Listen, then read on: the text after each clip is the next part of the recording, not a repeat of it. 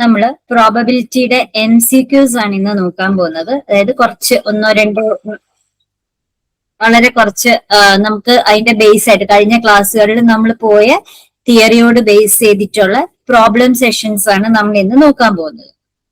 അപ്പോ first question എന്ന് പറയുന്നത് ഇതാണ്: if S is the sample space of N experiment and P is A probability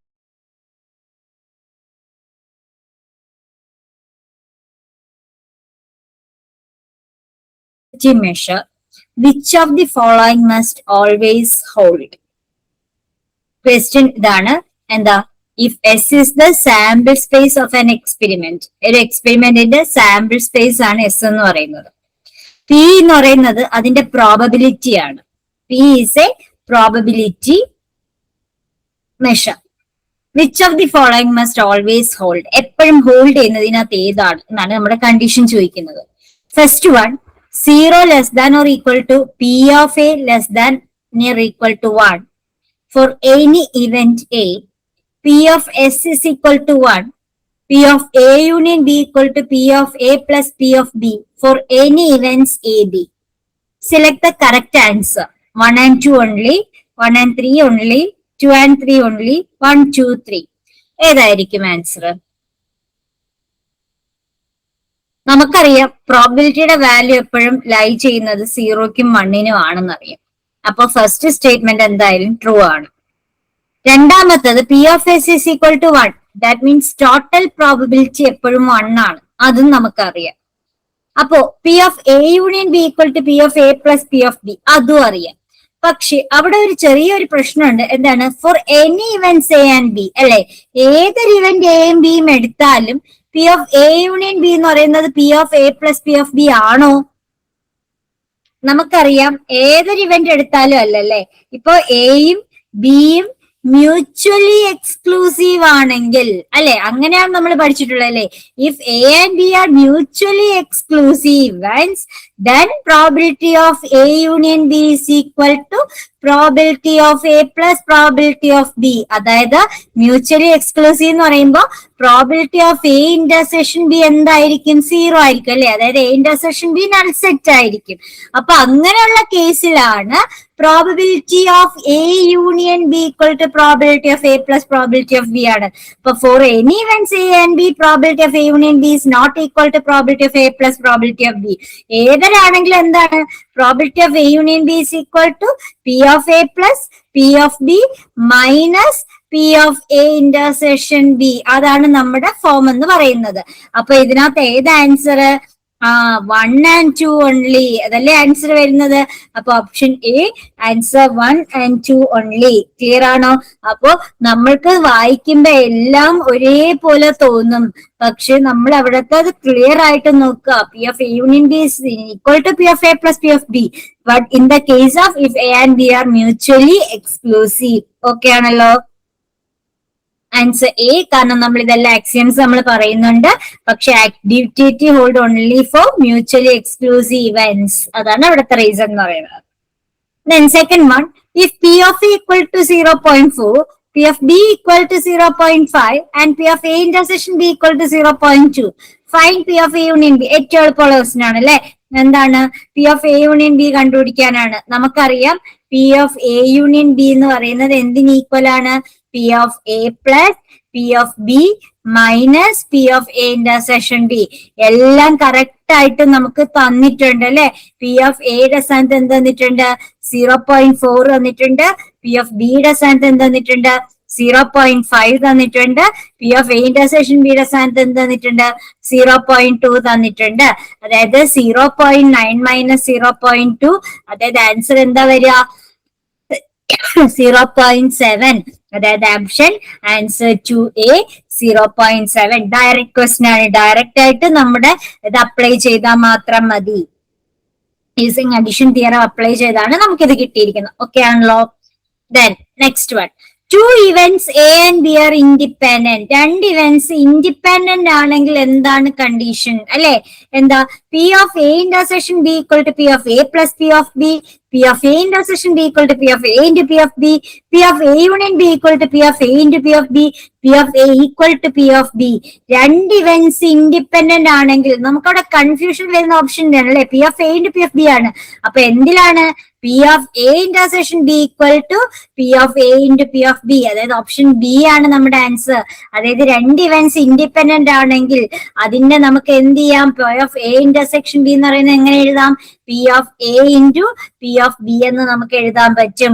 അപ്പൊ രണ്ട് ഇവന്റ്സ് ഇൻഡിപെൻഡന്റ് ആണെങ്കിൽ P of A intersection ഇപ്പൊ നമുക്ക് കണ്ടുണ്ട് ആ P of A into P of B ആണ്. അപ്പൊ നമ്മൾ പെട്ടെന്ന് നമ്മൾ ശ്രദ്ധിക്കത്തില്ല, ഇന്റർസെക്ഷൻ യൂണിയൻ ആണ് അവിടെ റൈറ്റ് സൈഡ് ലെഫ്റ്റ് സൈഡിൽ തന്നിട്ടുള്ള രണ്ടെണ്ണം അല്ലെ, ഇവിടെ രണ്ടെണ്ണം തന്നിട്ട് ഒന്ന് ഇന്റർസെക്ഷനും ഒന്ന് യൂണിയനും ആണ്. അപ്പോ എന്താണ് P of A intersection B is equal to P of A into P of B, that is independent events ൻ്റെത്. Okay, then fourth question, if P of A equal to 0.3 and P of B given A equal to 0.5, എന്താണ് നമ്മളവിടെ വന്നിട്ടുള്ളത്, ഏത് കോൺസെപ്റ്റാ, നമ്മുടെ conditional പ്രോബബിലിറ്റിയുടെ ആണല്ലേ. Conditional പ്രോബബിലിറ്റിയുടെ definition ആണ് അവിടെ ചോദിച്ചേക്കുന്നത്. P of A 0.3 തന്നിട്ടുണ്ട്, P of B given A 0.5 തന്നിട്ടുണ്ട് എങ്കിൽ P of A intersection B എത്രയാണ് എന്നാണ് നമ്മളോട് ചോദിക്കുന്നത്. സോ നമുക്ക് by definition we know that probability of B given A equal to probability of A intersection B. B intersection A എന്ന് പറഞ്ഞാലും A intersection B എന്ന് പറഞ്ഞാലും സെയിം അല്ലേടെ. അപ്പൊ probability of A intersection B divided by രണ്ടാമത് കിടക്കുന്നതിന്റെ probability അല്ലെ, P of A. അപ്പൊ നോക്കിയപ്പോ അതൊക്കെ തന്നെ നമുക്ക് ഡയറക്റ്റ് ആയിട്ട് തന്നിട്ടുണ്ട് അല്ലെ. B given A 0.5 തന്നിട്ടുണ്ട്, probability of A intersection B എത്രയാണ് എന്നാണ് നമ്മളോട് ചോദിച്ചേക്കുന്നത്, divided by probability of A. Probability of A എന്ന് പറഞ്ഞാൽ എത്രയാണ്, 0.3 തന്നിട്ടുണ്ട്. അപ്പൊ നമുക്ക് ക്രോസ് മൾട്ടിപ്ലൈ ചെയ്യുമ്പോൾ എന്ത് വരും, 0.5 into 0.3 is equal to probability of A intersection B. 0.5 into 0.3 എന്ന് എത്ര വരും, 0.15 അല്ലെ, 15 ആവും, രണ്ട് ഡെസിമൽ പ്ലേസ് മാറ്റും. So probability of A intersection B equal to 0.15. That means option A ആണ് നമ്മുടെ answer. If P of A equal to 0.3, നമ്മൾ എന്താണ് കണ്ടീഷണൽ പ്രോബിലിറ്റി ഡെഫിനിഷൻ ആണ്. എന്താണ് conditional probability, P of A given B is equal to probability of A intersection B divided by എന്താണ് probability of B. രണ്ടാമത് കിടക്കുന്ന ആളുടെ ആണ് നമുക്ക് വേണ്ടുന്നത്. നമുക്ക് വേണ്ടുന്നത് എന്താണ്, രണ്ടാമത് കിടക്കുന്ന ആളുടേതാണ്. Probability of A intersection, probability of A given B is equal to probability of A intersection B divided by probability of B ആണ്. ഇവിടെ നമ്മുടെ question probability of B given A ആണ്, അതായത് probability of A intersection B divided by probability of A ആണ് നമ്മുടെ answer.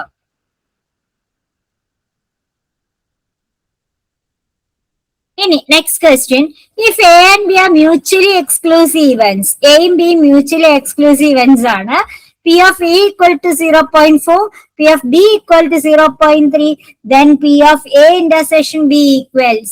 നമ്മൾ ആ question കിട്ടിയ ആൻസർ എന്താ പറയാ, പറഞ്ഞേ. എയും ബിയും മ്യൂച്വലി എക്സ്ക്ലൂസീവ് ഇവന്റ്സ് ആണ് തന്നിട്ടുണ്ട്, വിത്ത് P of Aയുടെ വാല്യൂ തന്നിട്ടുണ്ട്, P of Bയുടെ വാല്യൂ തന്നിട്ടുണ്ട്. അങ്ങനെയാണെങ്കിൽ what is P of A intersection B എന്നാണ് നമ്മളോട് ചോദിച്ചിരിക്കുന്നത് അല്ലെ. എന്താ P of A intersection B? 0. കാരണം എന്താ ഇവിടെ തന്നിട്ടുള്ളത്, എയും ബിയും മ്യൂച്വലി എക്സ്ക്ലൂസീവ് ഇവന്റ്സ് ആണ് തന്നിട്ടുണ്ട് അല്ലെ.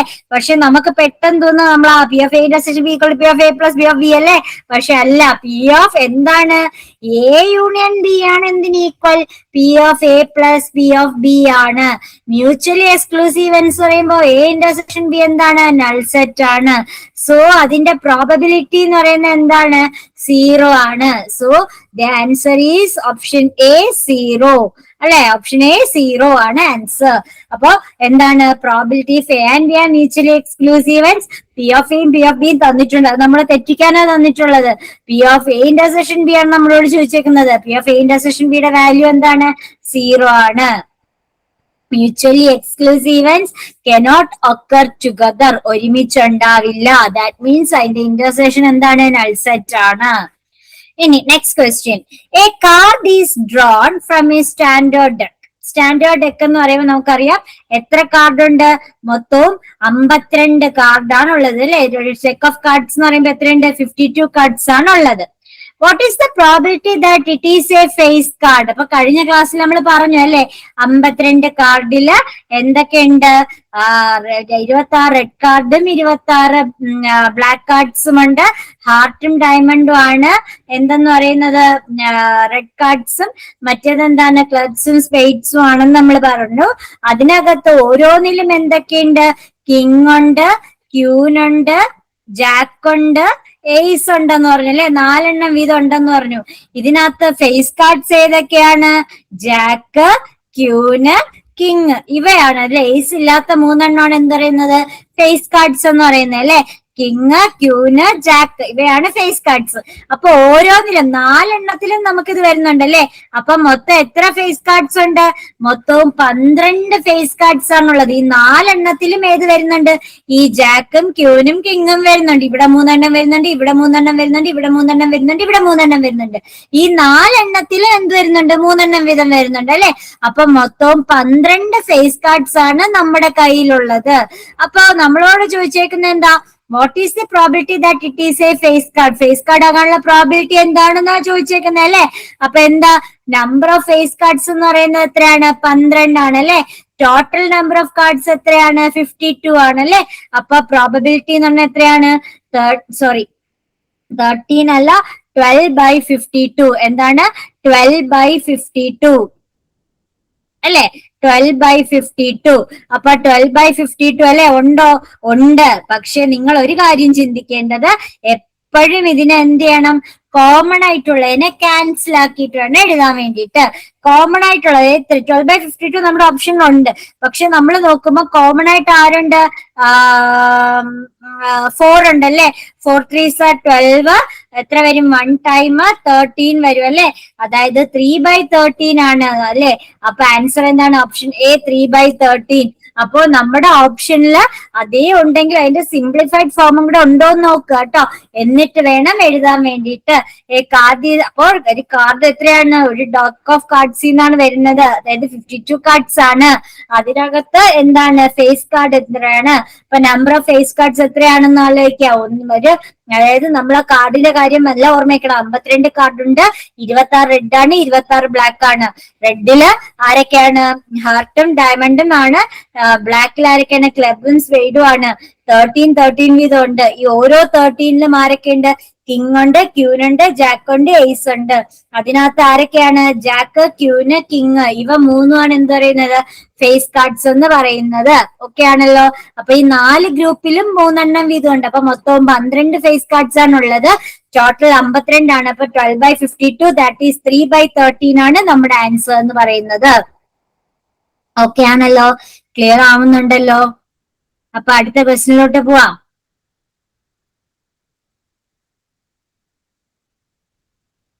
അടുത്ത ക്വസ്റ്റ്യനിലോട്ട് പോവാം.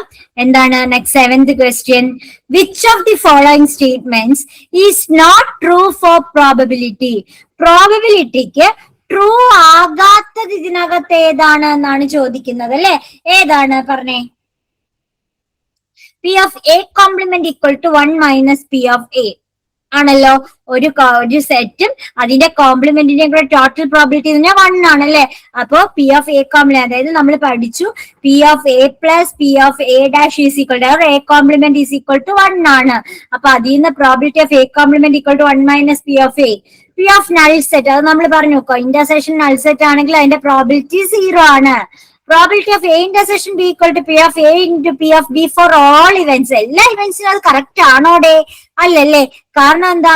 എയും ബിയും ഇൻഡിപെൻഡന്റ് ഇവന്റ്സ് ആണെങ്കിൽ മാത്രമേ എയും ബിയും ഇൻഡിപെൻഡന്റ് ഇവന്റ്സ് ആണെങ്കിൽ മാത്രമേ നമ്മൾ എന്ത് പറയൂ? Probability of A intersection B equal to probability of A into probability of B എന്ന് പറയുള്ളൂ. അപ്പൊ അത് തന്നെയാണ് നമ്മുടെ ആൻസർ അല്ലെ. എന്നാലും അടുത്ത നോക്കാം. Probability of A union B is less than or equal to P of A plus P of B. അതാണ് പ്രോബിലിറ്റി. കാരണം ഇവിടെ എന്തും കൂടെ സബ്ട്രാക്ട് ചെയ്താൽ ഇതിന് ഈക്വൽ ആവുള്ളൂ. പ്രോബിലിറ്റി ഓഫ് എ ഇന്റർസെക്ഷൻ ബിക്ക് ഈക്വൽ ആവുള്ളൂ അല്ലെ. So probability of A union B is less than or equal to probability of A plus probability of B. ഇപ്പൊ ബാക്കിയുള്ള 3 സ്റ്റേറ്റ്മെന്റ്സും കറക്റ്റ് ആണ്. ട്രൂ അല്ലാത്തത് ഏതാണ്? ഇതാണ്. Probability of A intersection B equal to probability of A into probability B. Correct ആണ്. ആർക്ക്? Independent events ആകുമ്പോ അത് കറക്റ്റ് ആണ്. ഫോർ ഓൾ ഇവന്റ്സ് തെറ്റാണ്. ഓക്കെ ആണല്ലോ. It holds only when events are independent. Then, if events A and B are independent, P of A equal to 0.6 and P of B equals 0.5, then P of A intersection B equals. വളരെ എളുപ്പമുള്ള question. നമ്മൾ already പറഞ്ഞു, independent ആണെങ്കിൽ probability of A intersection B equal to P of A into P of B ആണെന്ന് നമ്മൾ പറഞ്ഞു അല്ലെ. അപ്പൊ പി ഓഫ് എ എന്ന് പറഞ്ഞാൽ എത്രയാണ്? 0.6 ആണ്. പി ഓഫ് ബി എന്ന് പറഞ്ഞാൽ 0.5 ആണ് അല്ലെ. ഇപ്പൊ 6 5 30, സോ 0.30. അതായത് ആൻസർ എന്താ? 0.3 ആണ് വരുന്നത്. അതായത് ആൻസർ ഓപ്ഷൻ ബി ആണ് ആൻസർ. ഓക്കെ ആണല്ലോ. ഇപ്പൊ ഇൻഡിപെൻഡന്റ് എന്ന് പറഞ്ഞു കഴിഞ്ഞാൽ അങ്ങോട്ട് ഇങ്ങോട്ട് മാറില്ലല്ലോ. Probability of A intersection B is equal to probability of A into probability of B. അതാണ് എന്തെന്ന് പറയുന്നത്? നമ്മുടെ ഇൻഡിപെൻഡന്റ് ഇവന്റ്സിന്റെ കേസ് എന്ന് പറയുന്നത്. ഇനി അടുത്തത് എട്ടാമത്തെ ക്വസ്റ്റ്യൻ അല്ലേ. അടുത്ത question, A box contains 3 red, 2 blue and 5 green balls. അപ്പോ ഒരു ബോക്സിനകത്ത് എത്രയുണ്ട്?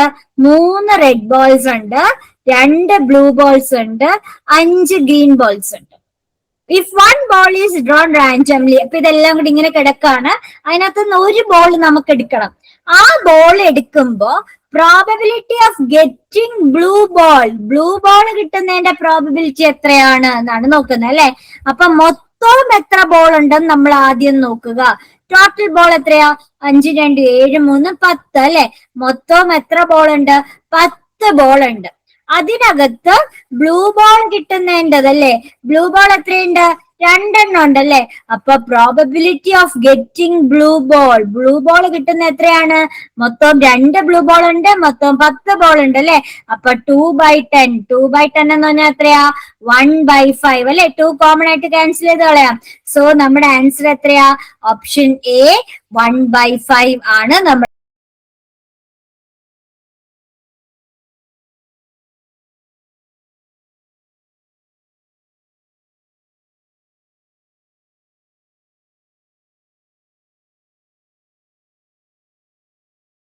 ആൻസർ. അപ്പോ വേറൊന്നുമില്ല, മൊത്തവും എത്രയുണ്ട് അത് ഡിനോമിനേറ്ററിൽ വരിക. എത്രയാണ് നമുക്ക് എടുക്കുന്നത് അത് ന്യൂമറേറ്ററിൽ വരും. Okay, number of outcomes divided by total number of outcomes. അതാണ് എന്ത് പറയുന്നത്? പ്രോബബിലിറ്റി എന്ന് പറയുന്നത്. ഓക്കെ, ഇനി next question, a machine produces 10% defective items. അപ്പൊ ഒരു മെഷീൻ എത്ര 10% ഡിഫക്റ്റീവ് ഐറ്റംസ് ഉൽപ്പാദിപ്പിക്കുന്നു. If an item is tested, ഒരു ഐറ്റം ടെസ്റ്റ് ചെയ്തപ്പോ and the probability of detecting a defective item, ഒരു ഐറ്റം ടെസ്റ്റ് ചെയ്തു, അത് ഡിഫക്റ്റീവ് ആണെന്ന് ഡിറ്റക്ട് ചെയ്തതിന്റെ പ്രോബിലിറ്റി എന്താണ്? 0.9 ആണ്. എങ്കിൽ find the probability that an item detected as defective is actually defective. ആ ഡിറ്റക്ട് ചെയ്ത അത് കറക്റ്റ് ആയിട്ട് എന്ത് തന്നെയാണ്? ഡിഫക്റ്റീവ് ആണ് എന്ന് കണ്ടുപിടിക്കുന്നതിന്റെ പ്രോബിലിറ്റി. അതായത് നമ്മളുടെ ഒരു മെഷീൻ പ്രൊഡ്യൂസ് ചെയ്തതിൽ 10% ഡിഫക്റ്റീവ് ഐറ്റംസ് ആണ്. ആ 10% ഡിഫക്റ്റീവ് ഐറ്റത്തിൽ ഡിഫക്റ്റീവ് ആണെന്ന് ഡിറ്റക്ട് ചെയ്തതിന്റെ പ്രോബിലിറ്റി 0.9 ആണ്.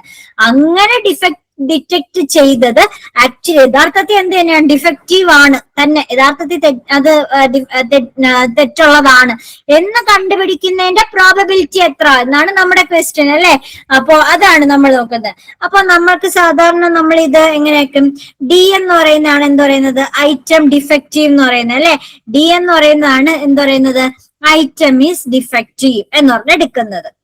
അതുപോലെ ടി എന്ന് പറയുന്നത് നമ്മൾ ടെസ്റ്റ് ചെയ്തപ്പോ എന്താണ് ഡിറ്റക്റ്റഡ് ചെയ്തത്? എന്താണ്? ഡിഫക്റ്റീവ് ആയിട്ട് ഡിറ്റക്ട് ചെയ്തതാണ് ടി എന്ന് പറയുന്നത്. അപ്പൊ item is detected as defective ആണ് എന്ന് നമ്മൾ ഡിറ്റക്ട് ചെയ്തത് ടി എന്ന് പറഞ്ഞെടുക്കുന്നു. അങ്ങനെയാണെങ്കിൽ ഈ ഡിഫക്റ്റീവ് ഐറ്റം എന്നുള്ളതിൽ 10%, that means P of D എന്ന് പറയുന്നതാണ് എന്ത് പറയുന്നത്? 10% എന്ന് പറയുന്നത് അല്ലെ. അതായത് 0.1 എന്ന് പറയുന്നത്. അങ്ങനെയാണെങ്കിൽ ഡിഫക്റ്റീവ് അല്ലാത്ത ഐറ്റംസ് നമുക്ക് എടുക്കാമല്ലോ. അതിന്റെ കോംപ്ലിമെന്റ് അല്ലേ.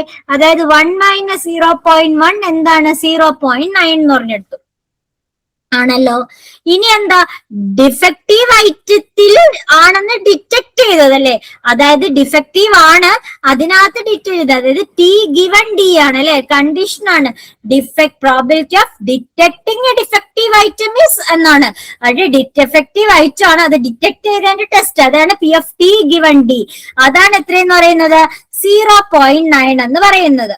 അപ്പൊ നമുക്കിവിടെ ആക്ച്വലി എന്താണ്, ഒരു ഡിഫക്റ്റീവ് ഐറ്റം ആണ് എന്ന് ഡിറ്റക്ട് ചെയ്തത് യഥാർത്ഥത്തിൽ ഡിഫക്റ്റീവ് ആണ് എന്നാണ് നമുക്ക് വേണ്ടത് അല്ലെ, അതായത് നല്ലതിലുള്ളതല്ല എന്നാണ് നമുക്ക് എടുക്കേണ്ടത്. ദാറ്റ് മീൻസ് നമുക്ക് കണ്ടുപിടിക്കേണ്ടത് എന്താ, probability of D given T ആണ് കണ്ടുപിടിക്കേണ്ടത്. അപ്പൊ നമുക്ക് ബേസ് തിയറം വെച്ചിട്ട് നമുക്ക് എങ്ങനെ അറിയാം, ബേസ് തിയറം വെച്ചിട്ട് probability of T given D into probability of D divided by probability of t given d into p of d plus p of t given d bar അല്ലെ, defective അല്ലാത്തത് വേണ്ടേ, അത് എങ്കിലേ പ്രോബിലിറ്റി ഓഫ് d bar ആണ് നമ്മുടെ എന്ന് പറയുന്നത്. ഇതിനകത്തെ ഒരാള് മിസ്സിംഗ് ആണ്. നമുക്ക് ഡേറ്റ കൊടുത്താൽ p of t given d ക്ക് വാല്യൂ ഉണ്ട് 0.9, p of d ക്ക് വാല്യൂ ഉണ്ട് 0.1. p of t given d ബാറിന് എന്ത് കൊടുക്കും, അത് ഈ ക്വസ്റ്റ്യനിൽ ഉണ്ടോ, നമുക്ക് അങ്ങനെ ഒരാള് കാര്യം പറഞ്ഞിട്ടുണ്ടോ, ഇങ്ങനെ ഒരാളുടെ കാര്യം മെൻഷൻ ചെയ്തിട്ടേ ഇല്ലല്ലേ P of T given D bar, അതായത് ഡിഫക്റ്റീവ് അല്ലാത്തതിൽ നിന്നും ടെസ്റ്റ് ചെയ്തത് അല്ലെ, അങ്ങനെയാണെങ്കിലല്ലേ അത് യഥാർത്ഥ ഡിഫക്റ്റീവ് എന്ന് നമുക്ക് കണ്ടുപിടിക്കാൻ പറ്റുള്ളൂ. അപ്പോ എന്താണ്, എല്ലാം നമുക്ക് തന്നിട്ടില്ല, സോ അവ കനോട്ട് ബി ഡിറ്റർമിൻഡ്. കാരണം എന്താ, നമുക്ക് തരാത്ത ആൾ, we can't able to determine P of, since P of T given D bar is not given. കാരണം എന്താ, നമുക്ക് ഫാൾസ്ലി ഡിറ്റക്റ്റീവ് ഗുഡ് ഐറ്റത്തിന്റെ കാര്യം ഇതിനകത്ത് മെൻഷൻ ചെയ്തിട്ടേ ഇല്ല. അതും കൂടെ മെൻഷൻ ചെയ്താലേ നമുക്ക് എന്ത് പറയാൻ പറ്റുള്ളൂ, ബേസ് തിയറി യൂസ് ചെയ്ത് കണ്ടുപിടിക്കാൻ പറ്റുള്ളൂ അല്ലെ. അതുകൊണ്ട് ഇതെന്താണ്, ആക്ച്വലി എന്താണ്, ഇത് നമുക്ക് കണ്ടുപിടിക്കാനായിട്ട് പറ്റത്തില്ല. സോ ഞാൻ ഒന്നും കൂടെ നിങ്ങൾക്ക് ഇത് ക്ലിയർ ആയിട്ട് പറഞ്ഞുതരാം, മനസ്സിലാകാത്തവർ ശ്രദ്ധിച്ചോളൂ. ഒന്നുകൂടെ ഞാൻ പറയാം, എ മാൻ പ്രൊഡ്യൂസേഴ്സ്, അപ്പൊ നമ്മൾ എന്ത് ചെയ്യുന്നു, ഡി എന്ന് പറഞ്ഞ് എടുക്കുന്നു. ഡി എന്ന് പറയുന്നത് ഡിഫക്റ്റീവ് ആയിട്ടുള്ള ഐറ്റം ആണ്, ഡിഫക്റ്റീവ് ഐറ്റം ആണ് ഞാൻ ഡി എന്ന് പറഞ്ഞെടുത്തത്. അതിന്റെ പ്രോബബിലിറ്റി നമുക്ക് തന്നിട്ടുണ്ട് എന്താണ്, 10% അല്ലെ, അതായത് 0.1 എന്ന്. അപ്പൊ ഡിഫക്റ്റീവ് അല്ലാത്ത ഐറ്റത്തിന്റെ പ്രോബിലിറ്റി നമുക്ക് കിട്ടും അല്ലെ, 1 - 0.1 ആണ്, 0.9 ആണ്. ഇത്രയും കാര്യം ക്ലിയർ ആണോ? ഡി എന്ന് പറയുന്ന ഡിഫക്റ്റീവ് ഐറ്റം ആണ്, അതിനകത്ത് പ്രോബിലിറ്റി നമുക്ക് തന്നിട്ടുണ്ട് 10%, അതായത് 0.1 ആണ്. അതിന്റെ കോംപ്ലിമെന്റ് നമുക്ക് എഴുതാൻ പറ്റും 0.9 ആണ്. കാരണം എന്താണ്, നല്ല ആൾക്കാരും കാണുമല്ലോ കൂട്ടത്തില്. അപ്പൊ if N item is tested, ഒരു ഐറ്റം ടെസ്റ്റ് ചെയ്ത്, അപ്പൊ ടി എന്ന് പറയുന്നത് എന്താണ്, ഡിറ്റക്റ്റഡ് ആസ് ഡിഫക്റ്റീവ് ആണ്. അതിനകത്ത് എന്താ നമ്മൾ എടുക്കുന്നത്, ടെസ്റ്റ് ചെയ്തപ്പോ ഡിഫക്റ്റീവ് ആയിട്ട് ഡിറ്റക്ട് ചെയ്തത് ആണ്. പക്ഷെ ആ ടെസ്റ്റ് ചെയ്യുമ്പോ ഡിറ്റക്ട് ആണെന്ന് പറയുന്നതില് നല്ലതും കാണില്ലേ. പക്ഷെ നമ്മളോട് പറയുന്നത് എന്ത് കണ്ടുപിടിക്കാനാ, probability that an item detected as defective is actually defective. യഥാർത്ഥത്തിൽ തെറ്റുള്ളത് തന്നെയാണ് നമ്മൾ തെറ്റെന്ന് പറഞ്ഞത്, ഇതിന്റെ പ്രോബിലിറ്റി എത്രയാണ് എന്നാണ് നമ്മളോട് ചോദിക്കുന്നത്. അപ്പോ ഇവിടെ നമുക്ക് എന്താണ്, നമുക്ക് ഇവിടെ നിന്നും അപ്പം ഇത് ഡിഫക്റ്റ് ആണ് എന്നുള്ളതല്ലേ, അതായത് probability of T given D എത്ര തന്നിട്ടുണ്ട്, 0.9 തന്നിട്ടുണ്ട്. പക്ഷെ നല്ലത് ടെസ്റ്റ് ചെയ്തതിന്റെ കാര്യം ഇവര് മിണ്ടുന്നില്ലല്ലേ, മിണ്ടുന്നുണ്ടോ? അതായത് ഈ ഒരു കാര്യം നമുക്ക് ഇവിടെ തന്നിട്ടേ ഇല്ല. അതും കൂടെ തന്നാലേ നമുക്ക് ഇവിടെ എന്ത് കണ്ടുപിടിക്കാൻ പറ്റൂ, ഡിഫക്റ്റീവിൽ യഥാർത്ഥത്തിൽ ഡിഫക്റ്റീവ് ആയതിന്റെ പ്രോബിലിറ്റി നമുക്ക് കണ്ടുപിടിക്കാൻ പറ്റുള്ളൂ. അപ്പൊ എല്ലാ ഇൻഫർമേഷനും ഇതിനകത്തില്ല, അതുകൊണ്ട് നമുക്ക് എന്ത് ചെയ്യാൻ പറ്റില്ല, ഡിറ്റർമിൻ ചെയ്യാനായിട്ട് പറ്റില്ല. നമ്മളോട് പറഞ്ഞേക്കുന്ന എന്ത് കണ്ടുപിടിക്കാനാ, probability of D given T കണ്ടുപിടിക്കാനാ നമ്മളോട് പറഞ്ഞേക്കുന്നത്. ഡിഫക്റ്റീവ് ആയതിൽ യഥാർത്ഥത്തിൽ ഡിഫക്റ്റീവ് ആയത് എത്രയാണ് എന്നാണ് നമ്മളോട് ചോദിക്കുന്നത്.